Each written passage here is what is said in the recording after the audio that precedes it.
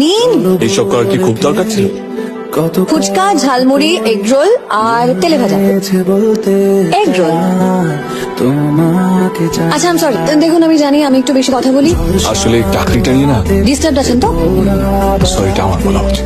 হ্যাঁ, রাস্তার মাঝখানে কেউ চলে যায় হুট করে, আমি শুধু সরি বললে হবে না, দেখা করতে হবে। লেট করাটা কি আপনার হ্যাবিট? সরি, আমি কিন্তু এইসব বুঝি না। আরে আমার পছন্দ আপনার ভালো নাও তো লাগতে পারে। আমার পছন্দের কথা আপনি ভাবছেন কেন? আপনি আপনার পছন্দের কথা বলবেন। বেশ তাহলে।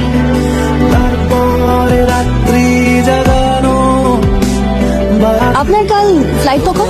মনে হয় রাততলা দিতে হবে। তাহলে একটা কাজ করুন না, কাল 5টার সময় দেখা করুন। আপনি ওখান থেকে ডিরেক্টলি এয়ারপোর্ট চলে যাবেন আর আমি টিউশনে। বেশ। এইরকম চাকরি কেন নিলেন গো? আমার কথা বাদই দিন। মাকে ছেড়ে কি করে থাকবেন এতদিন? টাকা থাকলেই তো আর ভালো থাকা যায় না, কাছের মানুষগুলোকেও তো লাগে নাকি? জেগে ছাড়ুন এসব কথা, কালকে 5টার সময় দেখা হচ্ছে। হ্যালো, কোথায়? আসবেন আজকে?